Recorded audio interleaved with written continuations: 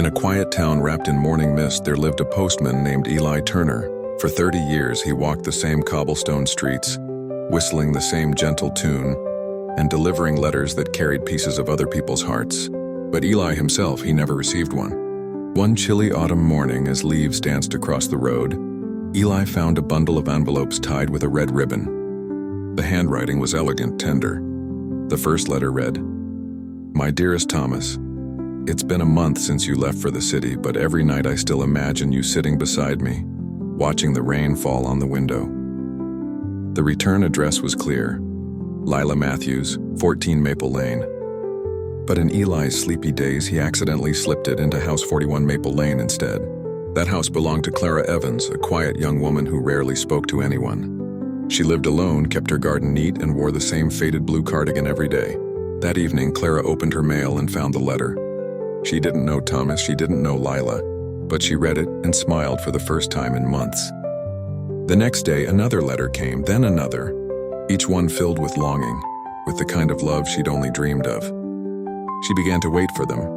Every morning she'd peek out her window, heart fluttering as Eli approached with his bag full of stories.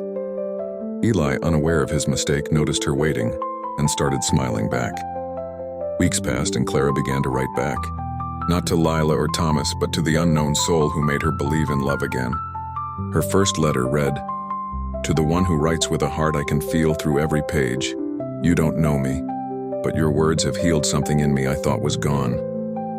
She sealed it, wrote "For Thomas" on the front, and left it in the mailbox. Eli picked it up. But when he looked at the handwriting, something stopped him. The ink, the curve of the letters, it felt familiar, too familiar. He opened it, something he had never done in all his years as a postman. And when he read it, his heart trembled. For the first time, Eli realized what he had done. He should have felt ashamed, but instead he felt something else, something warm. The next morning, he didn't deliver the letter. He wrote one of his own. "Dear Clara, forgive me. I am the postman who brought you those letters. They were meant for someone else. But knowing they brought you joy, I don't regret it. You see, I've spent my life carrying other people's words of love, and I never thought I'd have any of my own. But now I think I do." He left it in her mailbox without his name. That evening, Clara read it with tears in her eyes. The following morning, Eli found a note waiting for him. "Dear postman, I know who you are, and I've been waiting to meet the man who delivered love to my doorstep." She was standing by the gate when he arrived. Blue cardigan, soft smile, eyes full of something he'd never seen directed at him before. They spoke slowly, carefully, and though the world around them was ordinary, the air between them was anything but. From that day, Eli delivered not just letters but moments. A daisy tucked in an envelope, a note hidden beneath a postage stamp, a whisper of affection sealed in paper and ink.